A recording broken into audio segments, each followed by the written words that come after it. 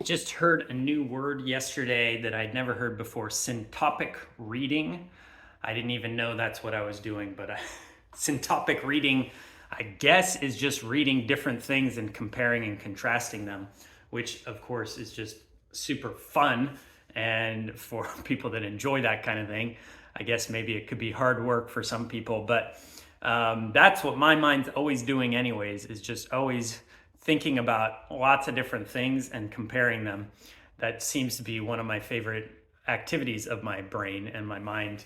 So good for you, brain, for if that's a good thing, or maybe that sometimes gets me in trouble. So here we go. Here's a couple books. Just almost finishing up Robert Greene's Mastery.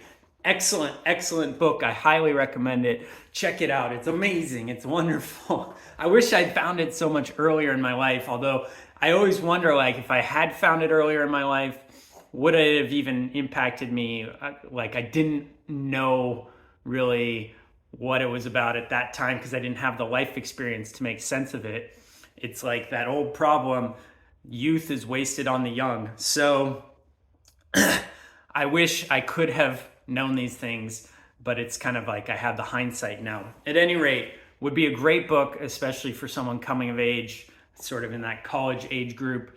I highly recommend it though for anyone. And I saw a lot of parallels with another more obscure thing called reality transurfing.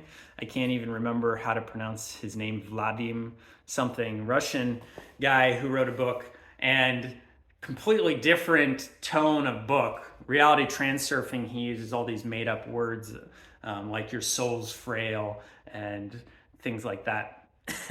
And so in a lot of ways they're really different, but I thought there was a lot of overlap too, because mastery, as far as Robert Greene's concerned, isn't just about hammering through and doing hard work and being like really industrious, which of course is an important part of becoming a master, but he also really gets into this sort of creative aspect of like you're tapping into something that you were just meant to do, and you're kind of discovering it in the process, like what am I meant to do, which I guess would be the soul's frail according to reality transurfing. And there was one particular example that I liked that I thought really highlighted it, which would be in Mastery. He gives an example. I forget the guy's name, but an architect, I believe. He was an architect and he was trying to design a warehouse, something like that.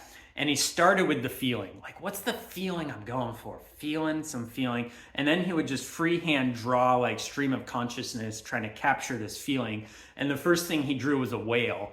And then the whale sort of had his jaws and the mouth open, and the eyeball and the eyelid was like a garage door. And as he kept redrawing this whale, and he would go through hundreds of drawings of like redrawing this, it started to look more like a warehouse, something like that. But it really kind of, to me, captured the essence of like tapping into something that's kind of deeper in your subconscious, where you know your soul's path. And that's what I love. Wes Watson quote, I don't know if he's the originator, but he says it's not a conference call, it's a conscience call. So that you're not, which is echoed in Robert Greene's Mastery, where he's talking about it's not about just listening to what other people say. There is a phase where that's important, the apprenticeship phase. There is a time where you really do need to listen to what other people say and take it on and practice it, even if it feels boring and drudgery, and you have to have patience. You have to just kind of learn from the other masters first, even if it's not you. But in the end, it's a conscience call, and so you have to pick up the phone and talk to your conscience, like, hey, bud, what's up? My conscience is calling.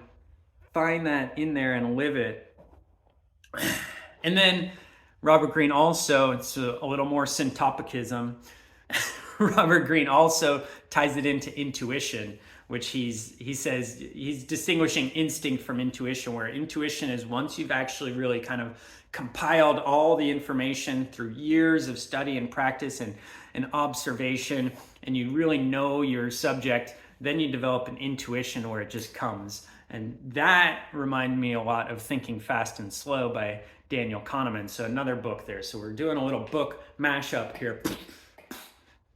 This is why I love just reading and absorbing it and listening to audiobooks and just taking it all in and mashing it together.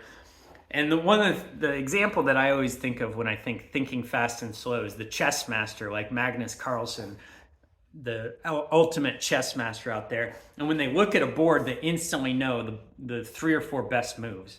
They know what the moves are that they're thinking of, and they know what the other person's thinking of, and they can kind of play with that. They don't have to be like a computer, whereas a computer has to just see the board and say, well, all right, I'm going to run this algorithm 100,000 times on every single move.